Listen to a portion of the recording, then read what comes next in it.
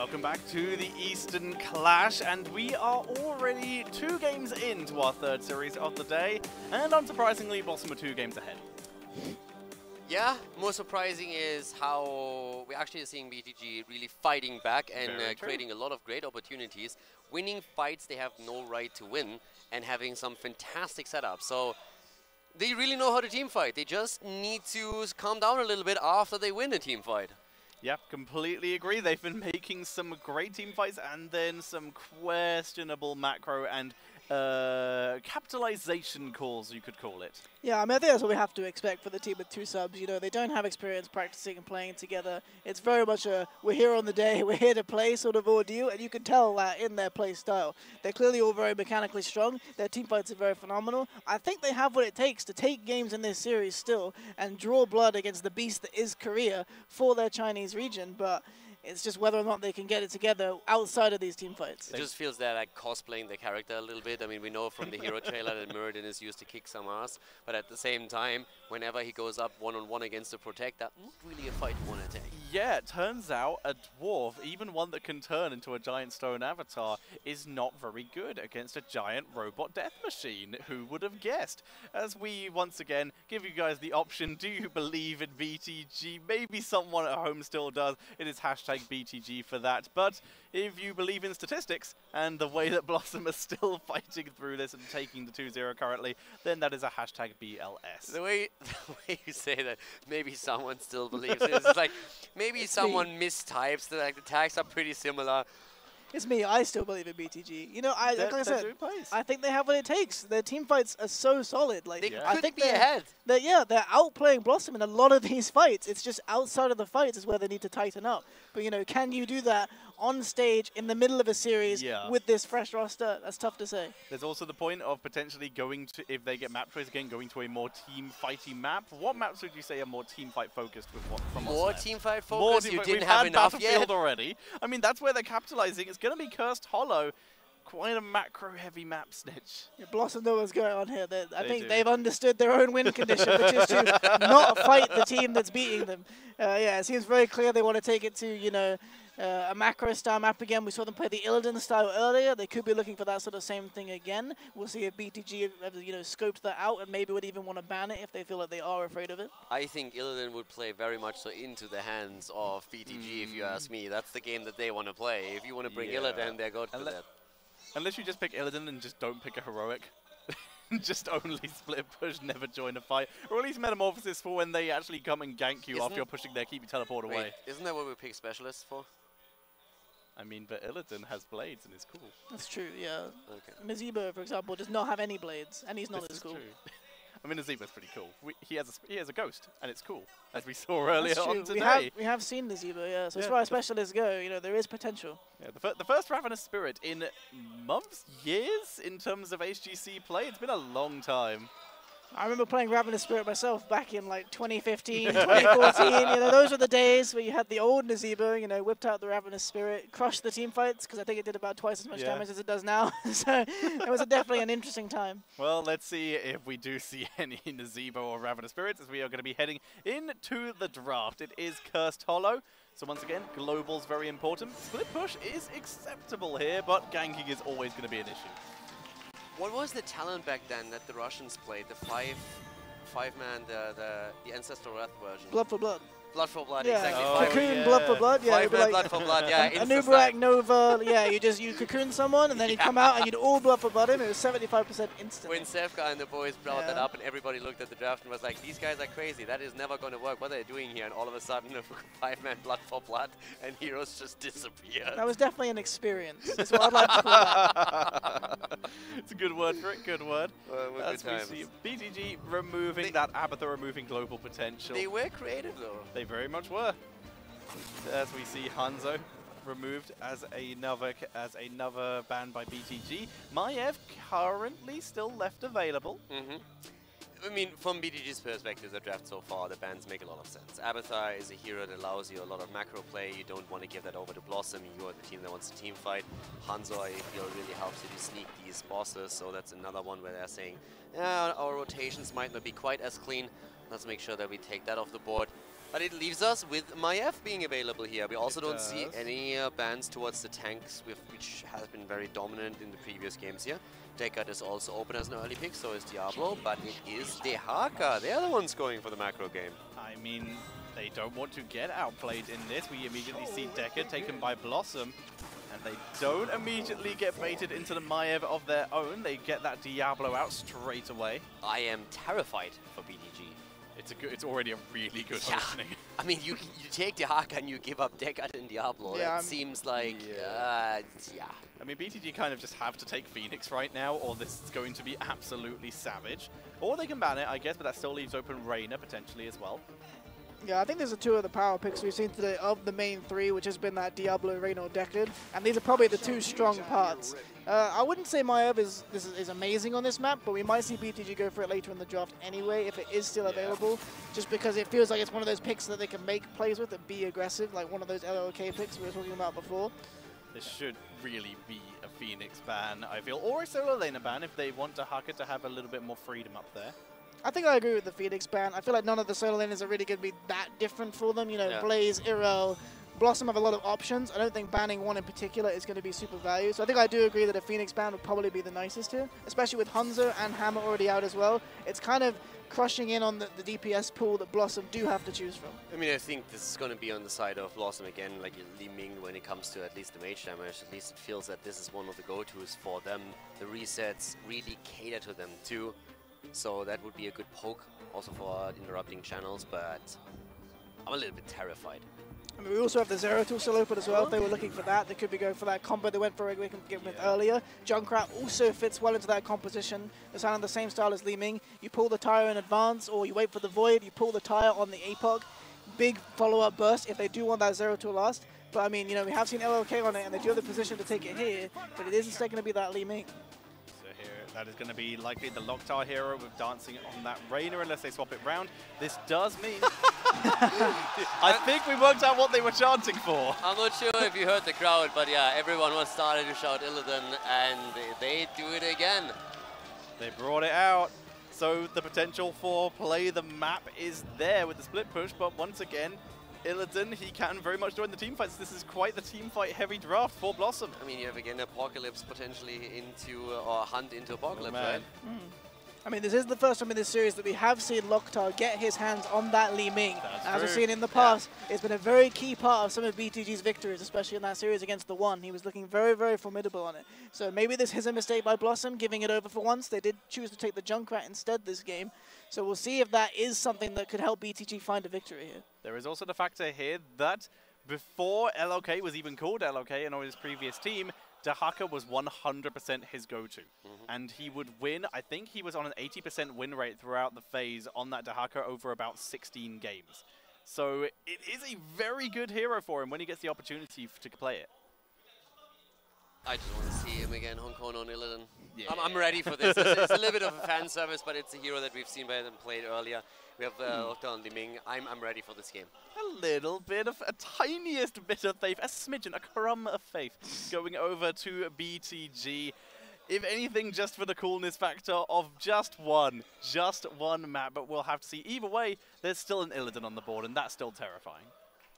Yeah, I mean, like you said, if we're looking at LLK, Dehaka loves change. We're going to see if BTG can change the way this series is going and, you know, turn it into their favor.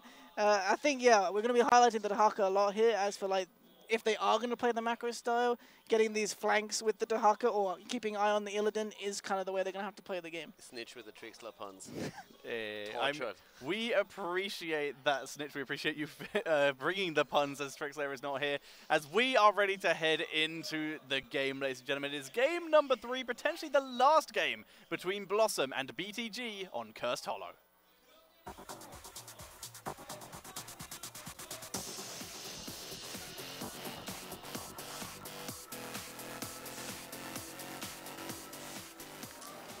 The unending hatred is back in game number 3.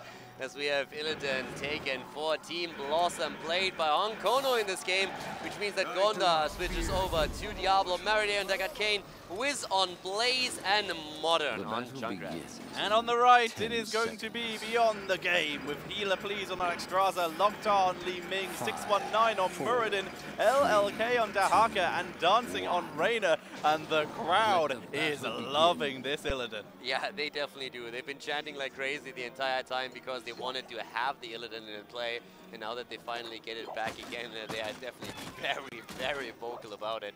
I hope that the mics picked some of that up. I hope so too. I mean, right now, I'm ready for the Illidan play. We've seen it already in our previously first series of the day, and it didn't really work out. But the thought process was quite clear. The one thing that we also see from the thought process is they want to brawl early on, and that's what they do. And LLK goes! Honkono! Li Ming's chasing him down, she gets the kill! And the theme of First Blood for BTG continues. Feel the hatred of 10,000 Hero League games as Illidan goes down. Oh my god.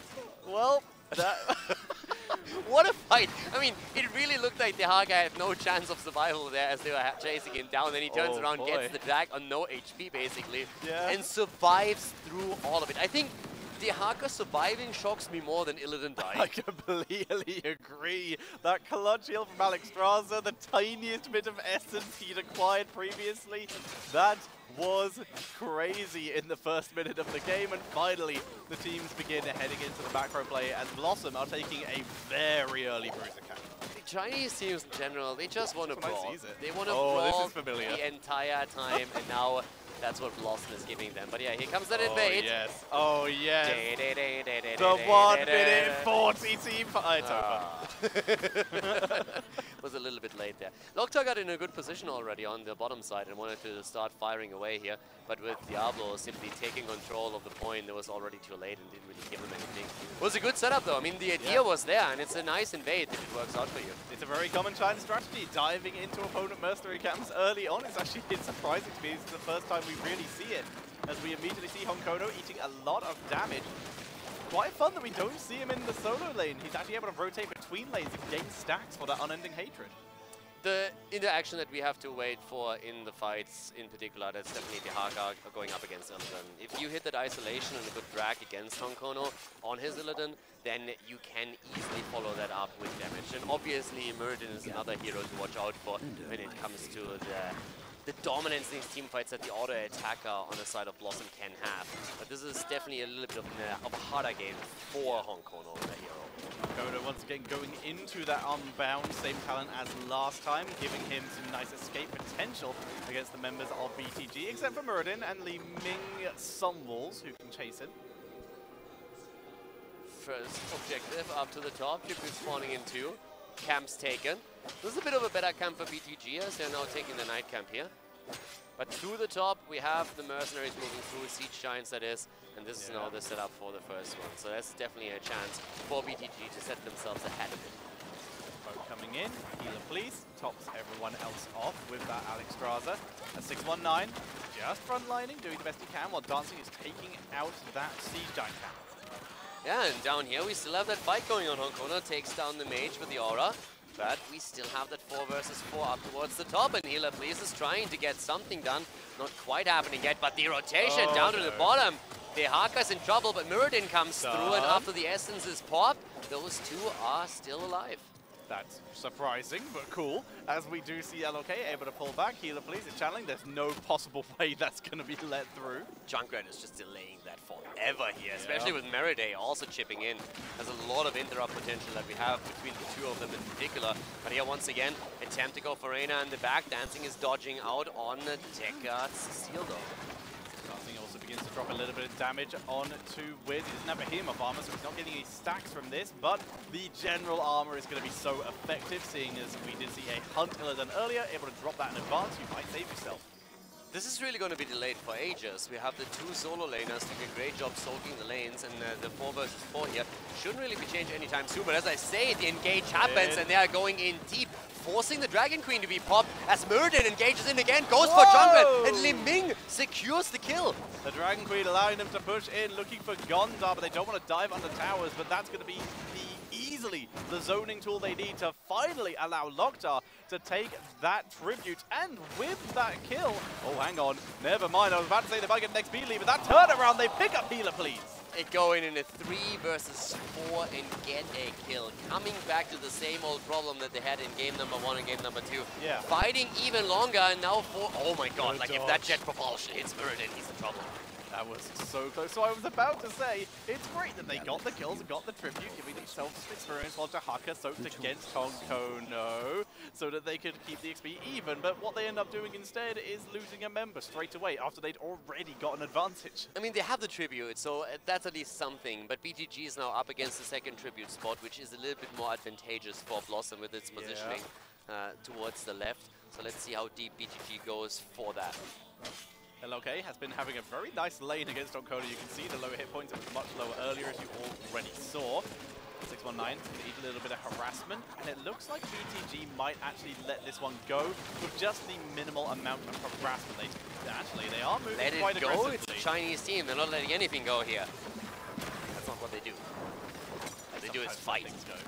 They sometimes let things go, like their own lives, when they go to get killed. Okay. Locktar dodges away, gets flipped by the overpower though, and gets taken out by Gondar. A fantastic engage there. 619 dodging away from the scroll of ceiling, but he's getting body boxed by Junkrat. Looking for an escape route, instead he just goes for the delay. Stormbolt, he's on the run.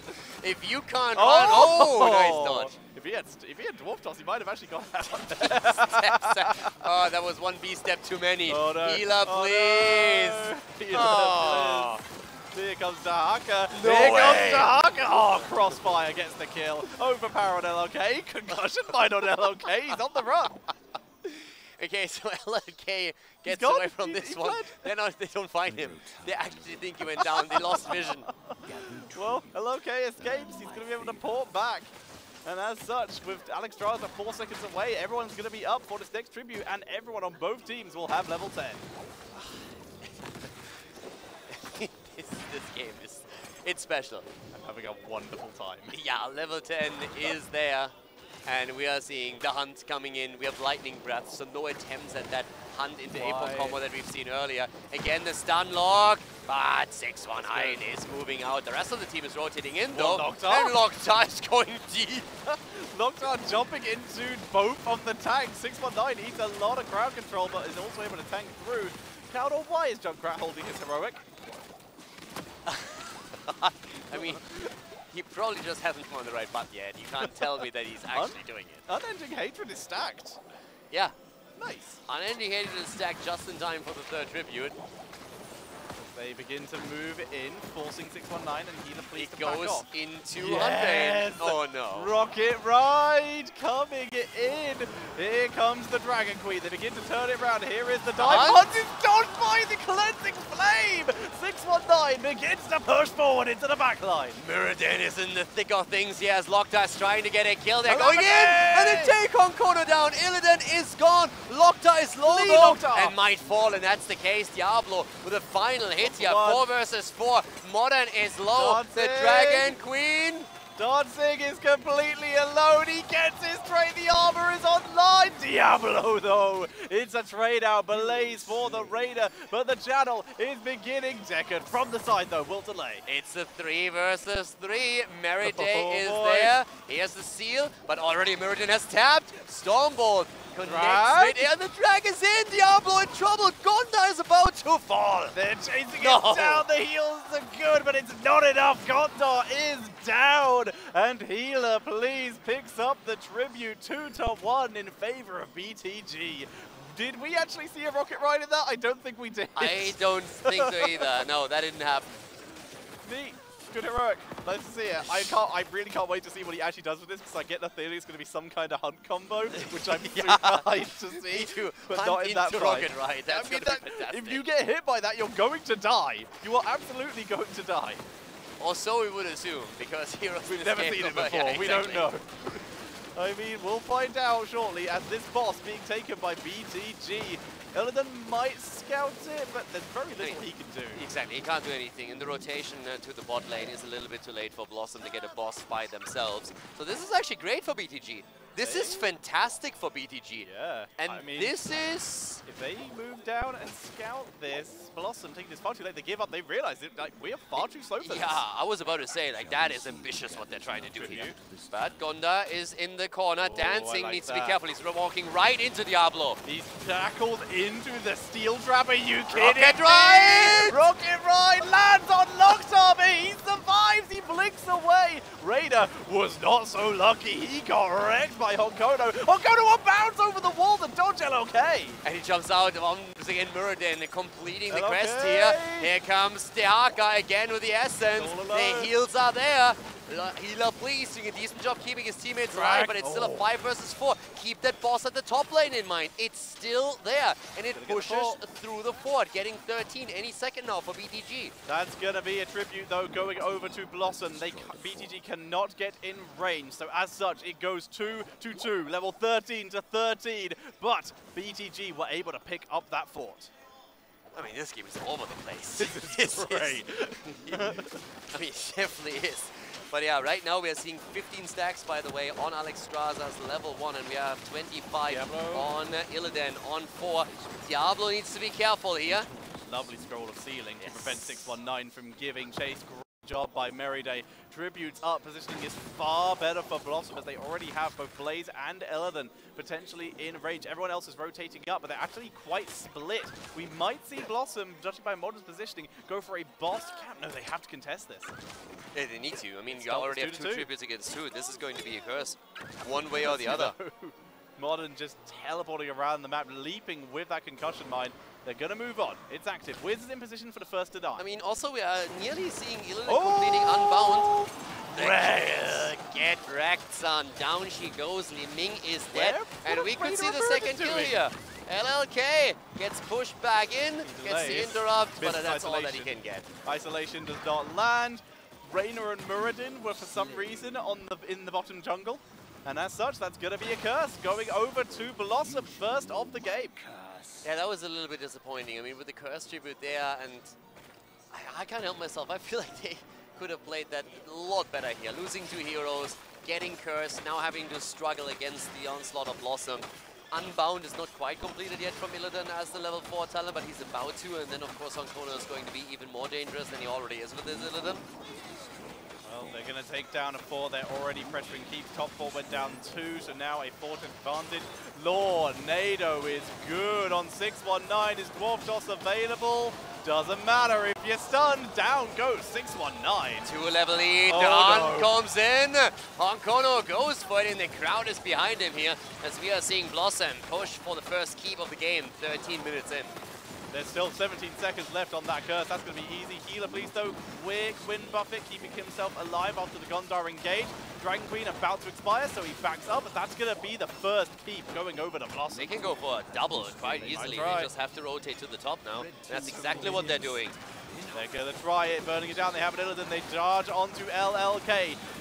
Tornado is dodged here as Wiz takes down LLK. LLK dies, and that is 11 kills against 5, and that keep is about to fall too. They're diving in deep for this. This is not looking pretty for BTG. Are they going to try and end? Dancing is dived on. Here comes Rocket Ride! Dancing is deleted. Now Junkrat has to make his way all the way across the map, but that's 2 keeps down at minimum, even if they don't end here. This is huge. A beautiful stun. They can't finish off Healer, please, or Noctar, though. BlossoM is absolutely shredding through the defenses of BTG. The Rocket Ride comes in. I've seen Snitch taking notes earlier when that was taken, so I think Dignit has got a few ideas here. Lightning Breath is used. BlossoM are at full health. That is gonna be it. A 3-0 in favor of BlossoM, and that is gonna be BTG out of the tournament. There we go. Rocket Ride, 100% win rate. I think we're on to something here. Great play by BlossoM, the 3-0 against BTG. And Illidan also able to come up big this time. The hunts were good. A couple were dodged by some nice Healer, please, cleansing flames, but overall, that was pretty on point from BlossoM. Yeah, I mean, we were worried about them leaving to Locktar, but, you know, obviously we didn't consider the rocket ride. Very, very core in this victory. BlossoM styling on BTG in their final game of the tournament. Is that a talent that you feel you guys should pick up in your own games now that you've seen how effective it can be in the right setup? Yeah, I'm actually already practicing it, like, as we speak. I'm secretly playing a Hero League game on the side, where I am playing Rocket Ride, because I feel like it is important to immediately add it to my ensemble. I've actually seen earlier how you immediately started messaging Whoopi and being like, dude. Are you seeing this? Illidan Rocket Ride, get that down. I mean, it worked when they used it, but they also only used it like 3 times in the entire game. I can't help but think about the amount of riptires that also could have happened there, but we saw it at the end there. He at least got back to the base quite quick. Yeah, but if you use Riptire, you're not getting the right rocket, so... That's true, can confirm. That's a good point. I think my favorite one was in the mid-bot jungle, where he used it, realized Reina was going to die, and then just hit nobody. I thought that was a really creative use of Rocket Ride, and really just, you know, captured the essence of the ultimate perfectly for me. I mean, it was an entertaining game, like you said. BlossoM bringing out a little bit of style. Once again, Honkono on that Illidan. He is very good at it, and this time I was much happier with Gondar's Diablo than last time. I mean, it was fan service. The draft starts and you hear the crowd chanting Illidan, Illidan over and over again, and once they saw that Junkrat holds his ult, crowd went wild. So if you're 2-0 ahead in the best of 5, you kind of know you got this, then might as was well. fun. I mean, we've heard BlossoM say multiple times in this tournament, at the end of the day, they're here to have fun. They're here to have a good time. They feel they play better. They have a higher chance to win when they're all having fun. And it's clear that's what they were doing here. So if that's their mentality and that's what they want to go for, all the power to them. And unfortunately, it is sad to say commiserations to BTG. They are out of the tournament now, as this was the lower bracket. But it is admirable how well they were able to do, coming in with 2 substitutes. And then one of them not even from their country, not even speaking the same language. But they were still able to perform so well, especially in these team fights. Yeah, definitely. I mean, I think it's a little bit sad they weren't able to take a map here. Yeah. I think their team fights were very, very strong. And they looked, you know, like a very competent team, even with these substitute players. So it is a little bit sad to see them go without being able to take a map home. You know, I'm sure that would have made them feel a lot better, even playing with these subs. But, you know, it was nice to see how well they played, regardless of the circumstances. All right, well, let's send you guys over to the winners interview. It is going to be with Honkono. Big surprise.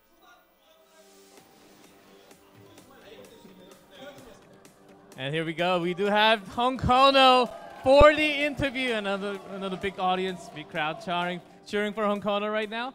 And we do have the translator as well. I gotta ask you though, Honkono, how do you feel going against BTG? It was not an easy game for sure. BTG 상대로 쉽지 않은 승리를 거두신 것 같은데 지금 기분이 어떠신가요?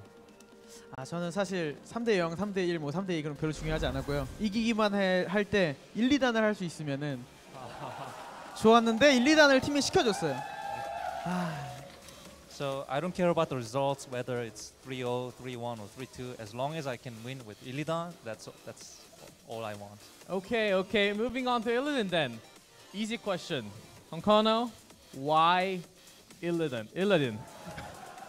Why? 통역이 필요 없을 것 같은데요. 왜 일리단인가요? 사실 1, 2단이 제가 타 게임에서도 되게 좋아하는 캐릭터랑 비슷하기도 하고 그리고 다른 거보다 뭔가 캐리를 안 해도 돼요 1, 2단은.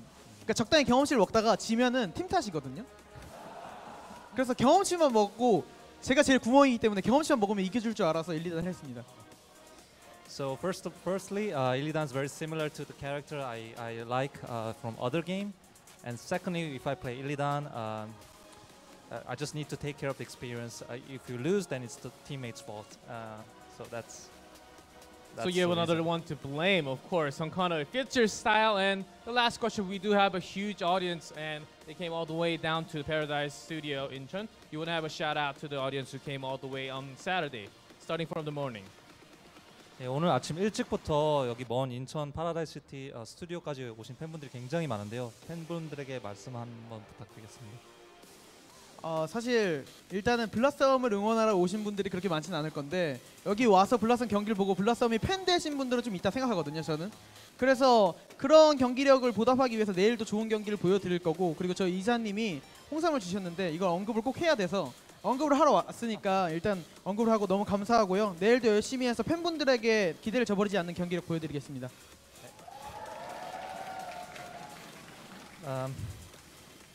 Firstly, I doubt there are many BlossoM fans here today, but I believe that many of them became fans from now on. And also, I have to say this. I have to mention this. Our director gave us red ginseng Hongsam, so I would like to thank him. And to meet the fans' expectation tomorrow, we'll work really hard to achieve victory. All right, thank you, Onkona, for the interview. Good luck tomorrow with the rest of the matches. And that is it for the match, but we do have one more losers match coming up with the lower bracket. But we do have a short commercial break, so we will see you guys very soon.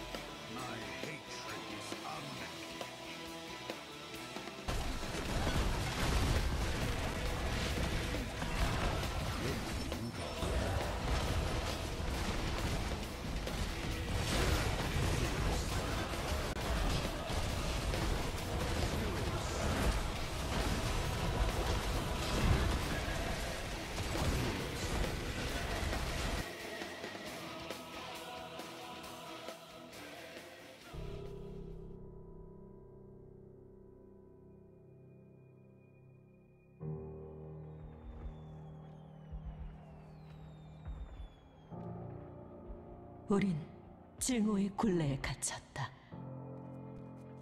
어제의 아군도 오늘은 적이 된다. 우린 이 세계를 나눠 가진 대가를 치렀고 그렇게 강해지는 법을 잊었다.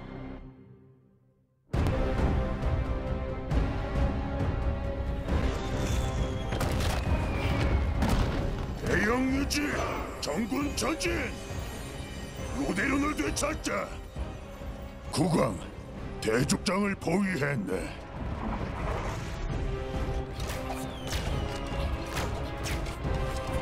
계속 쏴라!